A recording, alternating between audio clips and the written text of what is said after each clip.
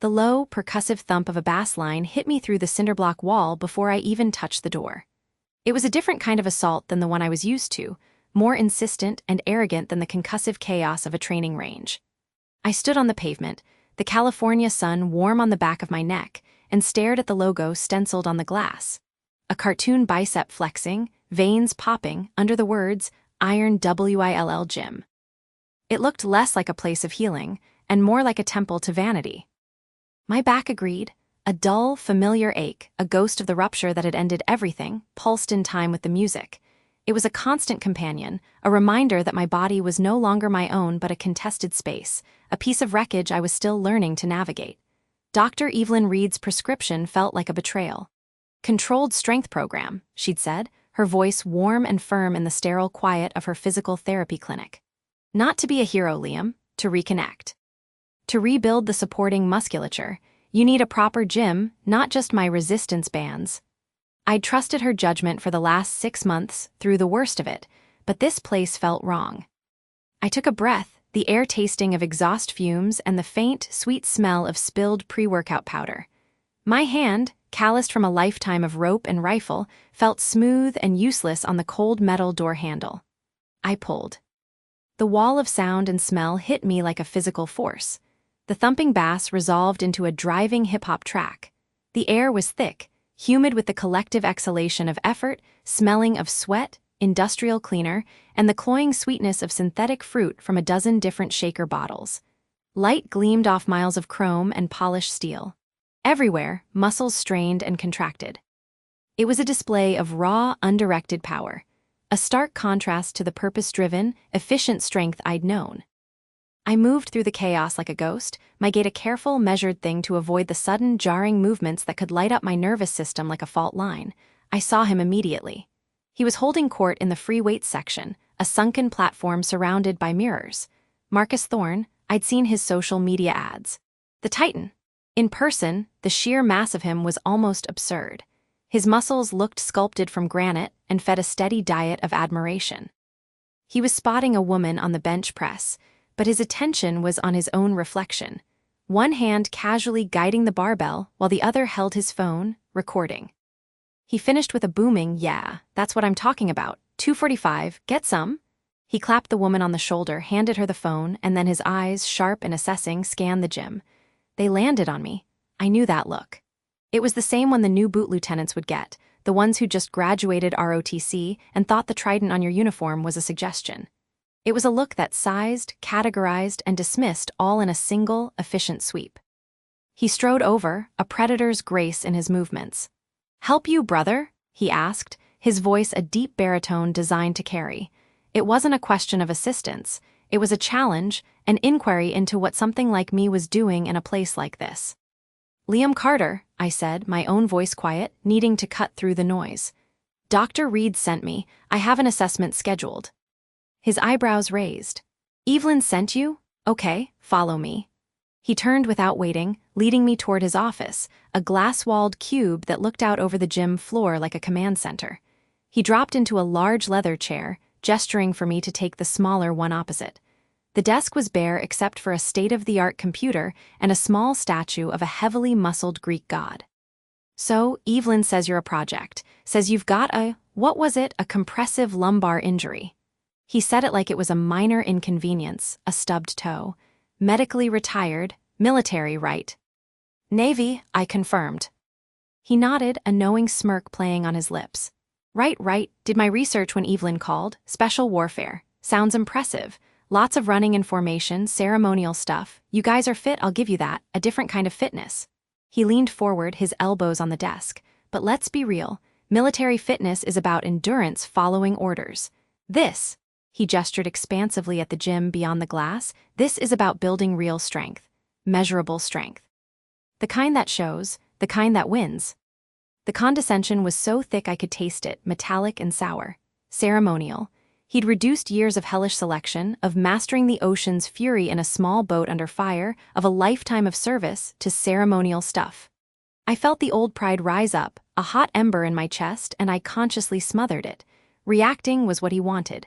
My job now was observation, assessment, a different kind of mission. Dr. Reed thought your expertise could help with my rehab, I said, my voice flat. And it will, he said, his confidence absolute. We're going to strip away all that functional, practical stuff and get down to the raw fundamentals. The body is a machine, brother. We're going to rebuild the engine. Let's get a baseline. The assessment was a carefully orchestrated humiliation. He started with a flexibility test, my hamstrings screaming in protest, a brutal reminder of how much mobility I'd lost. He had me attempt a bodyweight squat. I got halfway down before the familiar electric warning shot up my spine, and I had to seize the rack to stop myself from collapsing. Marcus watched, arms crossed, his expression a mixture of professional assessment and outright pity.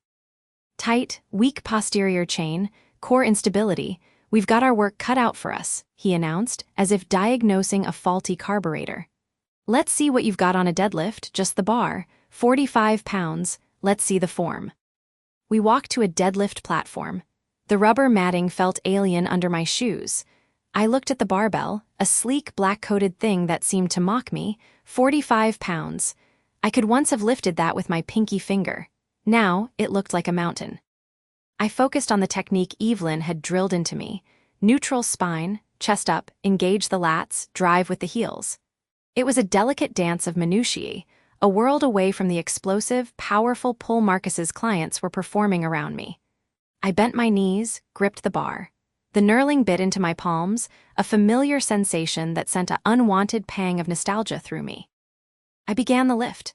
The weight came off the floor an inch. Then the pain came.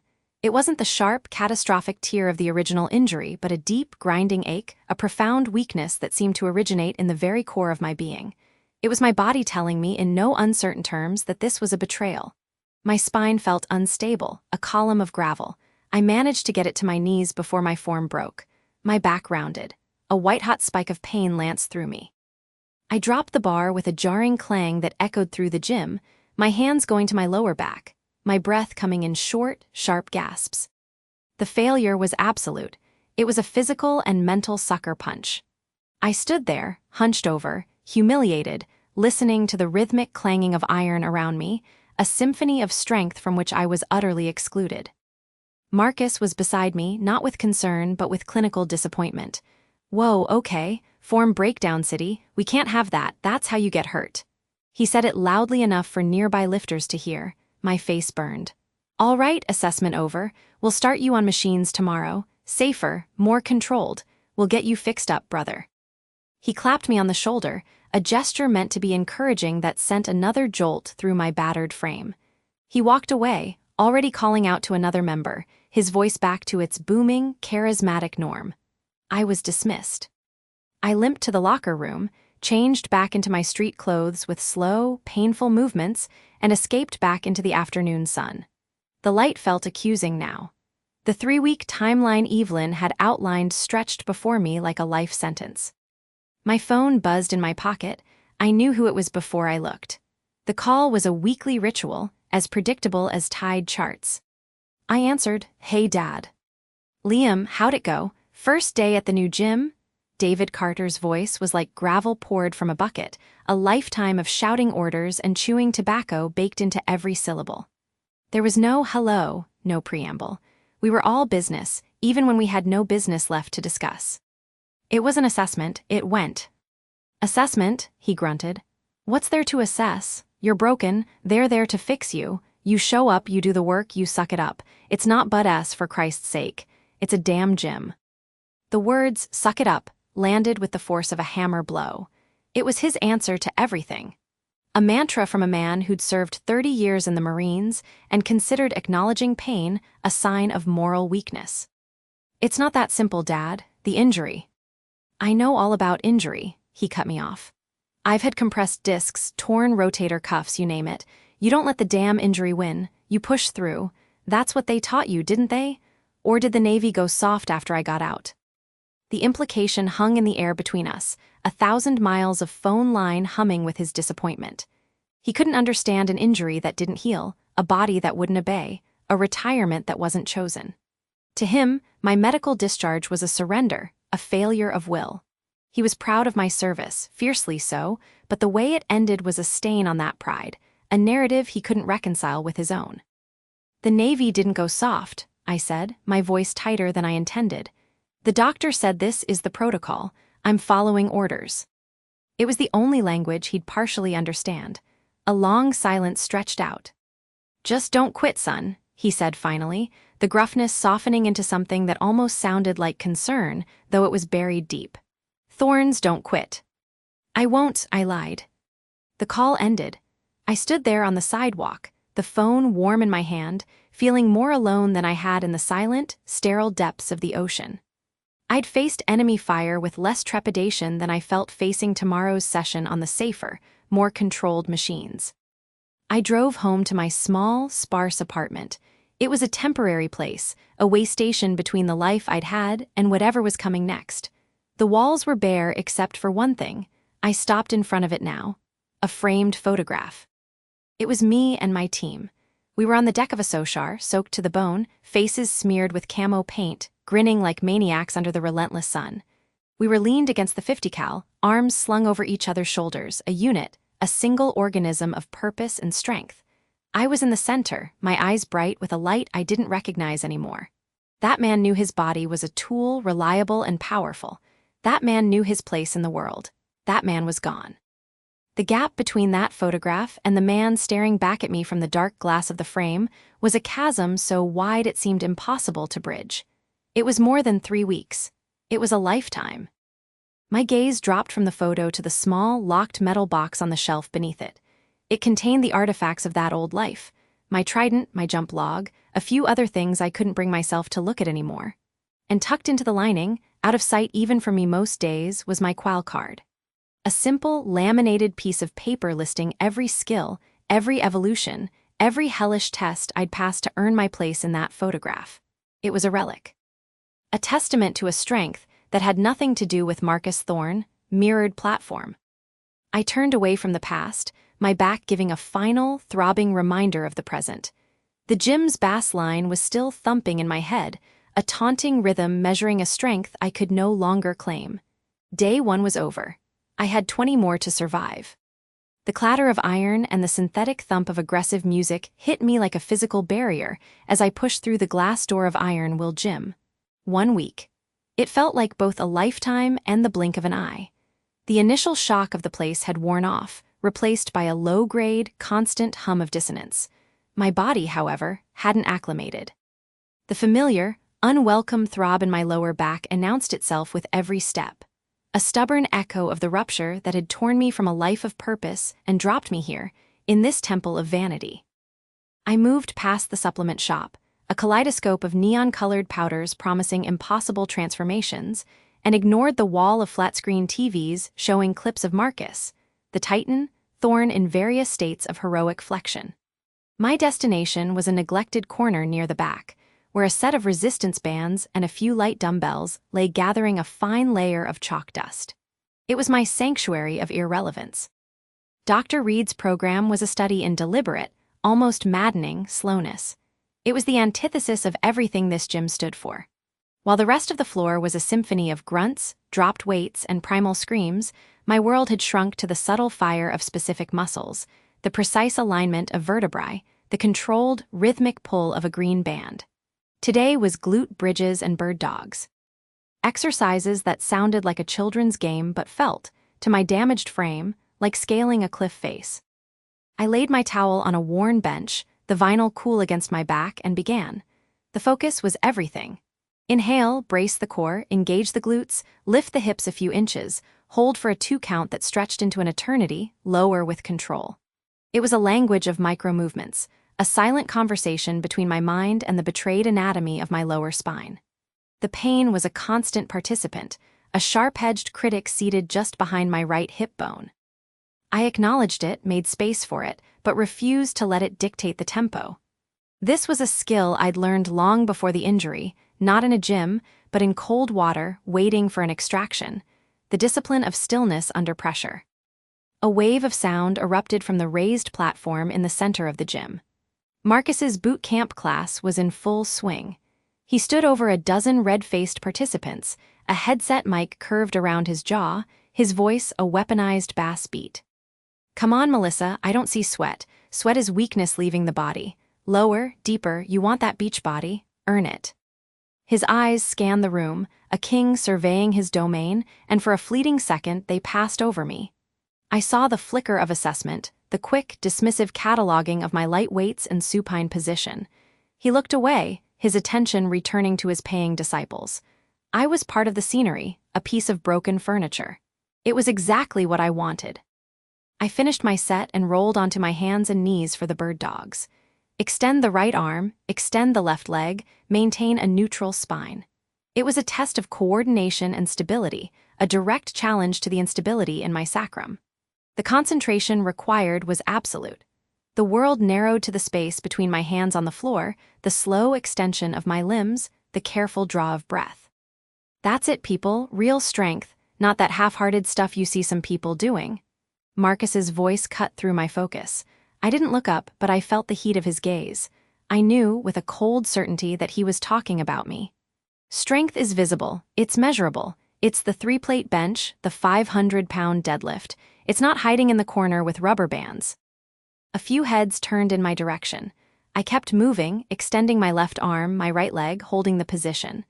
The tremor in my core wasn't just from fatigue, it was from the effort of swallowing the hot, metallic taste of shame. This was his world. These were his rules. In his metric, I was worthless. But his metric was wrong. I knew a different kind of strength. The strength to endure, to persist when every signal from your body screams to stop.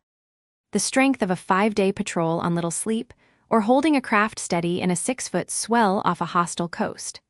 That strength was invisible to him, and its invisibility was a shield I clung to. Later that afternoon, the sterile, antiseptic smell of Dr. Reed's office was a welcome balm. The soft lighting and quiet hum of the air conditioning were a world away from the aggressive sensory assault of iron will. "How was the week, Liam?" Evelyn asked, her voice calm and measured as she guided me through a series of range-of-motion tests. Her hands were firm but gentle on my back, her fingers probing the muscles around my lumbar spine. "Fine," I grunted, my face pressed into the headrest of the examination table. "Just fine," I could hear the smile in her voice. You know, in my professional experience, when a former special operations sailor says, "fine," it usually means exceptionally unpleasant, but I endured it. I let out a short breath, a reluctant half-laugh. She had a way of disarming me. "The gym is loud." "I'm sure it is, but you're going. That's the important part. The body follows the mind. Consistency is more important than intensity right now." She had me sit up. "Tell me about the loud." I looked at my hands, calloused in all the wrong places now. The trainer there, Marcus, he's a character. Evelyn leaned against her desk, crossing her arms. Her gaze was perceptive, missing nothing. "What kind of character?" "The kind that confuses volume for virtue. He uses a microphone to yell at people doing burpees." I shook my head, the absurdity of it feeling sharp and pathetic. "He made a comment today about people hiding in the corner with rubber bands." "And how did that make you feel?" I wanted to deflect, to give her another "fine." But her silence was patient, a space waiting to be filled with truth. I felt the walls I kept so carefully maintained begin to soften at the edges. "Inadequate," I admitted, the word tasting bitter. "It's stupid. I know what I'm there for, I know the mission. But hearing it, it just highlights the chasm between what I was and what I am." "Liam," she said, her tone shifting into one of fierce support. "What you were is a part of you, but it is not the sum of you. Your value isn't determined by how much weight you can move. That man's definition of strength is a narrow, fragile thing. It's all external. The strength you're building now, the neurological retraining, the patience, the discipline to work through pain without re-injury, that is a deeper, more resilient strength. It's the kind that lasts." She walked over to a model of the human spine on her desk, pointing to the intricate network of nerves. "You ruptured an L4-L5 disc. It's a significant injury. You're not just building muscle, you're rewiring a system. That takes a fortitude that someone like that trainer probably can't even comprehend. Don't let his circus act make you forget your mission." Her words were a lifeline. They grounded me, pulling me back from the edge of self-pity. She was right. This was a different kind of op. The objective wasn't a beachhead or an asset recovery. It was a millimeter of additional mobility, a slight reduction in pain, a single day where my body felt more like an ally than a prison. The enemy wasn't a foreign combatant, it was my own frustration and the arrogant distractions of men like Marcus. The following Tuesday, I was back in my corner, working through a set of Palloff presses. The exercise involved standing sideways to a cable machine, resisting the rotational pull of the weight, a direct challenge to my core stability. It was a fight against an invisible force, a battle no one else could see. Marcus was holding court nearby, demonstrating a deadlift to a small group of eager followers, including a young guy who looked like he'd just discovered the weight room. "The key," Marcus boomed, slapping his own mighty thigh, "is to drive through the heels and drag the bar up your shins. It's a pull, not a lift. See?" He executed a flawless, heavy lift, the plates clanging together as he locked out at the top. The group murmured in appreciation. The young guy stepped up, his form shaky. He rounded his back immediately, his spine curving into a dangerous-looking C. "Whoa, whoa, rookie," Marcus laughed, but it wasn't a kind sound. "You're not trying to smell your knees, back straight, chest up, like a proud titan." The kid struggled, his face turning crimson with strain and embarrassment. He was clearly afraid of the weight. From the squat rack a few feet away, a calm voice cut through Marcus's bluster. He might find it easier to engage his lats if he thinks about bending the bar around his shins, rather than just pulling it straight up.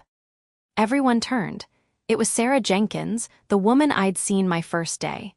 She was re-racking her own considerable weights, her face placid. Marcus's smile tightened. "Thanks for the input, Sarah. I've got this."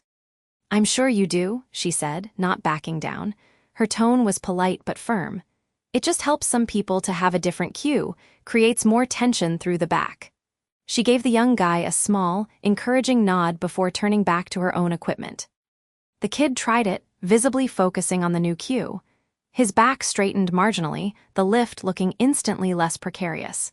He managed to get the weight up. "There you go," Marcus recovered quickly, clapping the kid on the shoulder, but the glare he shot at Sarah's back was pure venom. It was a fleeting exchange, a tiny crack in his armor of authority. She had challenged him, subtly and correctly, and in doing so, she had become an unexpected ally. She hadn't even looked at me, but the act of standing up to him, of prioritizing safety over showmanship, felt like a small victory shared. The incident seemed to sharpen Marcus's focus on me. Perhaps he felt his authority needed reasserting. A day later, as I was carefully setting up for a set of light, supported squats in the Smith machine, a necessary evil for my rehab, he brought his whole class over to my corner. "All right, team, let's talk about what proper intensity looks like," he announced, placing his group between me and the mirror. I was suddenly the unwitting subject of a public seminar. I kept my eyes fixed on the horizon line I'd chosen on the wall, my hands gripping the bar. It was empty except for the 10-pound plates I'd added to each side.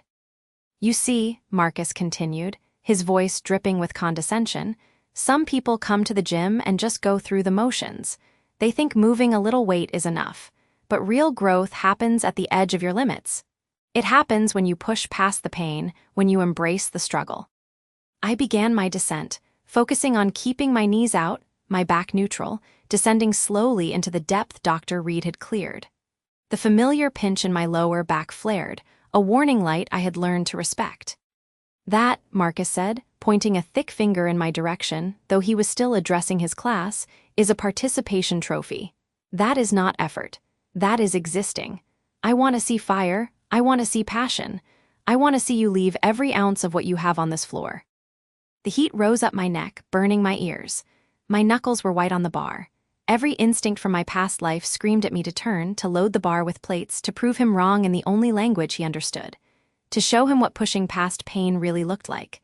But that would be a betrayal of the real mission. That would land me right back on Dr. Reed's table, or worse, under a surgeon's knife. This, right here, this controlled, careful, insultingly light squat was the real test. Not of my muscles, but of my will. I finished the rep, re-racking the bar with a quiet clang. I didn't look at him. I didn't look at his wide-eyed followers. I focused on my breathing. In through the nose, filling the diaphragm, a 4-count hold out through the mouth. It was a dive reflex drill. It was what we did to lower our heart rate before a submerged insertion.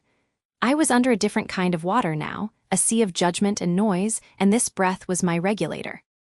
After the session, the frustration was a live wire under my skin. The cool air outside the gym did little to quell it. I drove home in silence, the ghost of Marcus's voice still echoing in my skull. At home, I didn't bother with the lights. I went straight to the bathroom, stripped off my sweat-damp clothes, and twisted the shower knob all the way to cold. The icy water hit me like a shock, stealing my breath. I stood under the spray, my hands braced against the tiles, my head bowed. My body shuddered, screaming at the sudden cold, the muscles in my back seizing in protest. I leaned into the discomfort. This was a sensation I understood. This was a battle I could win. I closed my eyes and returned to the breath. In for 4, hold for 4, out for 4, hold empty for 4. The rhythm was a mantra. With each cycle, the sharp edges of my anger began to smooth. The image of Marcus's smug face blurred, replaced by the memory of Sarah's quiet defiance and Dr. Reed's empathetic wisdom. The cold was no longer an assault, it was a purging. It was washing away the grime of the gym, the insults, the feeling of inadequacy. Under the freezing water, I wasn't a broken former sailor in a meaningless gym. I was just a man, breathing. And in that stark, elemental state, I found a quiet, stubborn resolve. This was my current to fight, not his. The real war wasn't out there on the gym floor. It was in here, in the quiet space between heartbeats, in the disciplined refusal to break. The Titan could have his stage. I was preparing for a different kind of battle altogether, when he couldn't even see. The metallic whine of the leg press machine next to me was a familiar soundtrack to the dull, grounding ache in my lower back. 2 weeks of this. 2 weeks of glute bridges that felt like trying to crack concrete with my own spine, of bird dogs that left me trembling with a fatigue that had nothing to do with muscle burn, and everything to do with the nervous system rebellion happening south of my beltline. But the routine was becoming a kind of armor. The pain was a known quantity now, a stubborn companion I was learning to outmaneuver rather than defeat. I was mid-rep on a cable row, focusing on the pinch of my shoulder blades, on keeping my spine in the neutral alignment Dr. Reed had drilled into me, when the music cut out. The sudden silence was more jarring than the usual cacophony of dropped weights and grunts. All eyes, including mine, drifted to the center of the gym where Marcus, the Titan Thorn, stood on a plyometric box, chest puffed out like a bullfrog, a wireless microphone in his hand. "All right, Iron Will family, listen up," his voice boomed, amplified and slick with practiced enthusiasm. "I've been watching the energy in here, I've seen the grind, but I want to see something more. I want to see what you're really made of." A few whoops echoed from the cluster of his devoted followers near the squat racks. Sarah, who was quietly loading plates onto a bar for her deadlifts, paused and shot me a look I couldn't quite decipher. Apprehension, maybe. "This Saturday," Marcus continued, sweeping his gaze across the room, letting it linger for a fraction of a second too long on me, "we're having the first ever Iron Will Functional Fitness Challenge. A true test of strength, endurance, and mental fortitude." He outlined the circuit. A 500-meter row, a farmer's carry with heavy kettlebells, a box jump sequence, and finishing with a 50-foot heavy sled push. This isn't about pretty muscles, people. This is about raw, functional power. The kind of power that means something. He was selling it hard, but my gut tightened with each item he listed. The row would be fine. The farmer's carry? Risky, but manageable if I kept my core locked. The box jumps were an absolute non-starter. The impact would send lightning bolts down my legs. And the sled push was a one-way ticket to a week flat on my back, drowning in painkillers. It required a forward flexion of the spine under load, the exact movement pattern that had turned a disc in my lower back into a permanent liability. "I want to see everyone participate," Marcus announced, his voice dripping with false benevolence, from our strongest competitors to those on their own personal journeys. His eyes found me again, and this time there was no mistaking the challenge in them. A slow, smug smile spread across his face. "What do you say, Liam? Think you're up for testing that resilience of yours?" The gym grew quiet. The few members who usually acknowledged my presence with a nod looked away, uncomfortable. The others, the Marcus acolytes, watched with open curiosity, like spectators at a zoo waiting to see if the lethargic animal would finally do something interesting. Heat crept up my neck. This was a trap, beautifully baited. To refuse was to admit weakness, to validate his entire worldview that I was less than. To accept was to willingly walk into a world of pain, for no reason other than his amusement. I kept my face neutral, the stillness I'd learned on a dark boat waiting for an extraction settling over me. "I'll consider it, Marcus, thank you." My voice was even, quieter than his amplified boom, but it carried in the silence. His smile didn't falter, but it tightened at the edges. He wanted a reaction, fear, anger, defiance, and I'd given him nothing. He moved on, hyping up the others, but the trap had been sprung. Later, lying on the plinth in Dr. Reed's office with the familiar smell of antiseptic and lavender, I told her about it. Her hands, usually so gentle as they probed the tightrope muscles along my spine, stilled. "A sled push, Liam," she said, her tone laced with a concern that felt like a weighted blanket. "You know what that does. We've worked for months to build stability to avoid that exact shearing force. This isn't a milestone, it's a setback waiting to happen." "I know." I stared at the acoustic tiles on the ceiling, but he made it a public challenge. "It's not about the exercise, it's about the principle." "Principles don't pay my bills when you're bedridden," she said bluntly, but her touch remained gentle. She moved around the table to look me in the eye. "What does your training tell you? Not the Navy training, the survival training you're in right now." I closed my eyes. I saw Marcus's smug face. I felt the phantom twinge in my back, the ghost of the rupture that ended everything. "It tells me a tactical retreat is the smart move. Live to fight another day on ground of your choosing." "That sounds like very sound advice." She paused, but I let out a long breath. "But he's not an enemy combatant, he's just a guy in a gym. And sometimes the hill you don't want to die on is the one you have to climb just to prove to yourself you still can." I opened my eyes and looked at her. "I won't do the box jumps. I'll step up, but the rest I need to see if I can."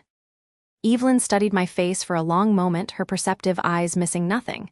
She saw the stubborn set of my jaw, the shadow of the soldier who hated retreating. "Okay," she said softly. "Okay, but you listen to your body, not your ego. The second your back speaks, you stop. You've already proven your toughness, Liam, to me and to anyone with the eyes to see it. You don't need to prove it to him." The morning of the challenge, my father called.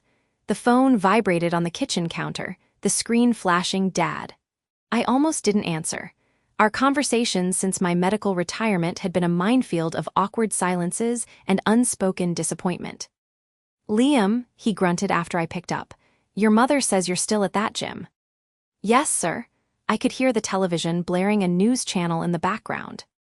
"Good, a man needs discipline, even when." He cleared his throat, a sound like gravel grinding. "Just remember, son, it's not the dog in the fight, it's the fight in the dog." A Marine Corps mantra. He said it to me before every Little League game, every school test. It was meant to be encouragement, but now it felt like a judgment. He saw my retirement as the dog losing the fight. He couldn't understand that the fight had just changed venues, that the enemy was no longer external, but a mutiny deep within my own body. I ended the call after a few more stilted exchanges, his version of tough love patriotism feeling more like an anchor than a lifeline. The gym was transformed when I arrived. The usual clutter of equipment had been pushed to the edges, creating a central arena. A crowd had gathered, bigger than I'd expected. The energy was a mix of carnival and coliseum. Marcus was in his element, strutting around in a tight tank top, slapping backs, and barking encouragement through his microphone. Sarah found me as I was signing the waiver. A thick document full of legalese that basically said, if you break yourself, it's your own damn fault. "You're really doing it?" she asked, her voice low. "Parts of it," I said, scribbling my name, "not the jumps." She nodded, her eyes serious. "Smart. Look, just pace yourself on the row. It's a sprint for them, but for you it's different. And on the sled, push with your legs, don't let your back round. I'll be watching."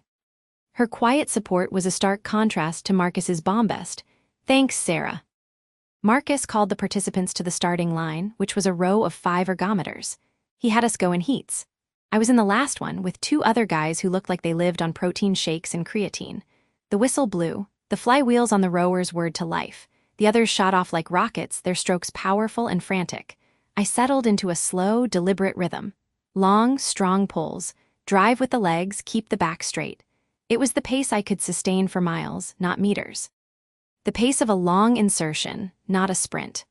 Laughter flickered from the crowd as I fell far behind, but it was distant, muffled by the roar of blood in my ears and the focus required to keep my form perfect. The farmer's carry was next. I chose kettlebells that were heavy but not suicidal. The trick was to keep my shoulders packed, my chest up, to walk without a wobble that would torque my spine.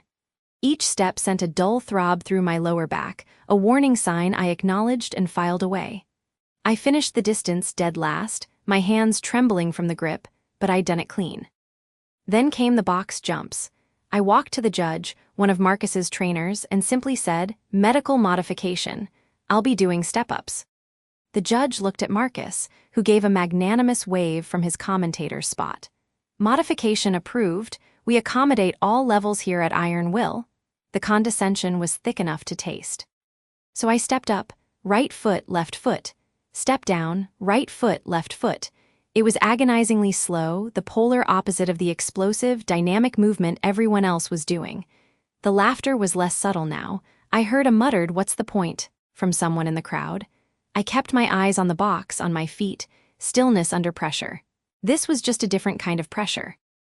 Finally, the sled. It was loaded with what looked like every 45-pound plate in the gym, a beast of steel and iron. My back screamed in protest just looking at it. The first competitor in my heat, a guy named Jake, charged at it, his body folding into a forward sprint, driving the sled with furious, grunting shoves. He finished in seconds, hands on his knees, gasping. Then it was my turn. I approached the sled slowly, my heart hammering against my ribs. I could feel every pair of eyes in the gym on me. I set my hands on the cold steel poles, settled my weight into a shallow athletic stance, and took a deep breath. This was the line: cross it and pay the price. I pushed. Higher. A white-hot filament of pain ignited in my lower back, shooting down my left leg. I gritted my teeth, my vision blurring at the edges. I remembered Sarah's advice: push with your legs. I adjusted, sinking my hips lower, trying to drive with my quads and glutes to keep my spine as neutral as possible. The sled inched forward. It felt like trying to push a building. Each shove was a monumental effort, a negotiation with the agony in my back. My breath came in ragged gasps. The laughter had stopped. The gym was silent, save for the grunt of my effort and the screech of the sled's runners on the turf. The world narrowed to the few feet of green turf in front of me. 50 feet felt like 50 miles. Sweat poured down my face, stinging my eyes. I didn't look up. I just pushed and pushed. Every muscle in my body was screaming, but the pain in my back was a deafening roar, threatening to drown out everything. My hands slipped on the final shove, my body buckling as the sled crossed the finish line. I stumbled forward, catching myself on my knees. The gym erupted in a smattering of uncertain, almost respectful applause. I stayed there for a moment, head down, fighting the nausea, trying to remember how to breathe without sobbing. I was pale, drenched in sweat, and shaking uncontrollably. I had never felt so broken in my life. Then Marcus was there, his shadow falling over me. The microphone was in his hand. He leaned down, his voice a syrupy parody of concern. "Wow, that was something, Liam, truly inspirational." The snicker that followed was barely concealed. "You know, we've all heard you talk about resilience, about your particular background. You certainly took your time out there. I'm just curious, for a guy who lectures on fitness, what exactly were your credentials again? In the military, I mean. Were you like a clerk or something?" The air went out of the room. The applause died completely. This was the moment he'd been building toward, the public dismantling. I forced myself to stand upright, my back seizing in protest. I reached for my water bottle, my hand trembling so badly I fumbled it. My wallet, which had been tucked next to it, fell to the turf with a soft thud. It spilled open. "Let me help you with that," Marcus said, his voice dripping with mock chivalry. He bent and scooped up the wallet. A small, white plastic card, laminated and worn at the edges, had slid out. He picked it up, a dismissive smirk on his face as he glanced down to read it, probably expecting a library card or a coffee shop punch card. The smirk vanished. His face went slack. The arrogance, the condescension, it all drained away, replaced by a slow-dawning, stunned disbelief. His eyes, which had been scanning the card, stopped moving. He stared at it, his jaw slightly agape. The color leached from his tanned face. The silence in the gym was no longer just awkward. It was profound, heavy, charged with the electricity of a paradigm shifting. He was holding my qualification card, the one that simply said, "Carter, Liam J." Special Warfare Combatant Crewman. United States Navy. It wasn't a badge of honor I carried, it was a relic, a receipt for a life I'd lost. But in Marcus's hand, in this temple of superficial strength, it was a thunderclap. He looked from the card to me, his eyes wide, then back to the card, as if he couldn't reconcile the two images, the broken man shaking before him and the title on that piece of plastic. Sarah was the first to break the silence. She stepped forward, her voice small but clear in the absolute quiet, aimed not at Marcus, but at me, her expression one of awe and dawning understanding. "Liam," she whispered, "what is that?" The silence that settled over Iron Will Jim in the days that followed was a different kind of heavy. It wasn't the absence of clanging weights and grunts, those sounds remained, a constant, brutal symphony. This was a personal quiet, a bubble that seemed to surround me. The revelation of the Qual card had been a depth charge, and now the surface of the water was still, but the world beneath was irrevocably changed. Marcus was a ghost in his own kingdom. I'd see his hulking form across the floor, demonstrating a clean and jerk for a pair of rapt clients, his voice booming with its usual manufactured enthusiasm. But the moment his eyes met mine, the performance faltered. The boom would cut short, his gaze would dart away, and he'd become intensely focused on a stray weight plate or a smudge on the mirror. He didn't approach me. He didn't make snide comments about my modified deadlifts or my careful, deliberate rows on the erg. The challenge he'd announced with such fanfare was never mentioned again in my earshot. The brightly colored poster for the Iron Will Functional Fitness Challenge was still taped to the front desk, but it felt like a relic from a more naive time, a party invitation for a celebration that had been abruptly canceled. My own routine became a study in observation. The familiar tightness in my lower back was a constant companion, a dull ache that flared into a sharp, electric protest if I moved wrong. It was my barometer, my limiter. But instead of fighting it, I started listening to it more carefully, treating it less like an enemy and more like a stubborn, damaged piece of equipment that needed careful handling. I'd feel the first warning twinge during my warm-up and adjust my plan, swapping out barbell rows for cable pulls, accepting the humility of using lighter weights. The gym, my armor for the past few weeks, now felt like a stage where a play I was no longer in was still being performed. I was an audience member who knew the lead actor's secret. It was during one of these sessions, while I was meticulously working through my prescribed hip hinge exercises, that my phone buzzed in my pocket. The screen showed Dad. A familiar knot, tighter and more complex than any muscle spasm, formed in my gut. Our calls had been brief, functional things since my medical retirement, birthday wishes, checking in on logistics, conversations that skated on the surface of a frozen lake, both of us aware of the cold, dark water beneath. I let it go to voicemail, using the excuse of my set to buy time. But he called again 10 minutes later as I was packing my gym bag. The persistence was unusual. Steeling myself, I answered, walking toward the relative quiet of the lobby. "Liam," his voice came through, a gravelly baritone that always carried the echo of a parade ground. "You busy?"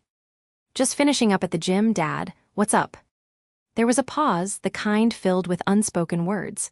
"Saw your mother yesterday. She said you've been quiet." "I'm always quiet," I said, a weak defense. "Quieter than usual." Another pause. "She's worried, thinks you're still brooding about the situation." The situation, that's what we called it. The end of my career. The shattered vertebra that meant I'd never again feel the violent lurch of a combatant craft slamming through a choppy sea, the salt spray stinging my face. The situation that he, a man who had given 30 years to the Corps, couldn't quite comprehend. To him, injury was something you pushed through. Pain was a mental obstacle. Medical retirement was a surrender he couldn't compute. I leaned against the cool cinderblock wall of the lobby, watching the evening crowd filter in. A young guy with more enthusiasm than technique was straining under a loaded barbell, his back rounding dangerously. A month ago, I might have looked away. Today, I felt a pang of sympathy. "I'm not brooding, Dad," I said, and the words felt hollow even to me. But then something shifted. The image of Marcus's stunned face, the quiet respect in Sarah's eyes, the weight of the Qual card in my wallet, it all coalesced into a strange, sudden courage. The armor I wore wasn't just for the gym anymore. "Actually, that's not true. I have been thinking about it. A lot." "Son, you've got to put it behind you. Find a new mission." That's what I did. "My mission was to be a SWCC," I said, my voice low but firm. "It wasn't just a job, it was the boat, the team, the water." I took a breath, feeling the familiar ache in my back, a physical anchor to the story I was about to tell. "You remember my last deployment? The one before the situation?" A grunt of acknowledgement came from the other end. "Vaguely." We were running interdiction off the Horn. Intel was sketchy, weather was turning to shit. 4-meter swells, pitch black, our radar went down, a saltwater short in the console. We were blind. I closed my eyes and I was back there. The smell of diesel and cold ocean, the metallic taste of adrenaline, the violent, unpredictable pitch of the deck under my boots. The chief was ready to turn back. Protocol said turn back. But we had a hunch, based on a garbled transmission we'd picked up an hour earlier.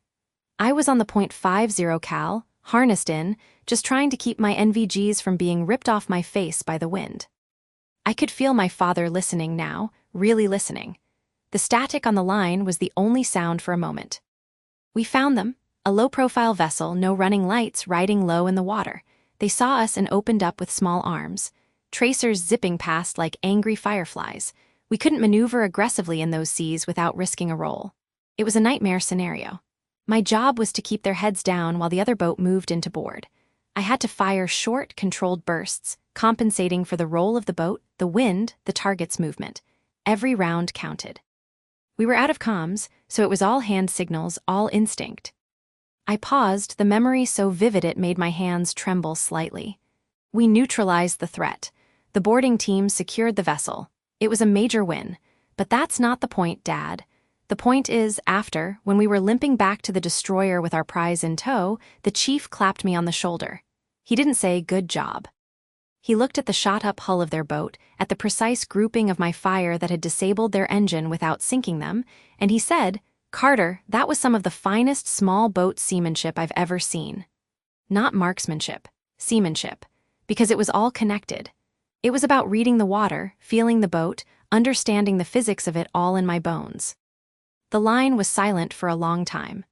I could picture him, sitting in his worn leather armchair, the one that had been in his study since I was a boy, his face a landscape of weathered lines. "I never knew that," he finally said, his voice softer than I'd heard it in years. "There's a lot you don't know," I said, the words coming easier now. "The injury didn't happen on some heroic op. It was a training exercise, a night insertion. We were hitting the beach and the ramp dropped wrong. I was carrying over 100 pounds of gear. The boat dropped into a trough just as I stepped off. My foot hit sand that wasn't there. My back, it just folded. A stupid, freak accident. There was no enemy, no glory, just a cracked vertebra and a career gone in an instant." I heard him exhale, a long, slow breath. "Jesus, Liam. The doctor said it was a miracle I wasn't paralyzed. But to you, it just looked like I'd given up.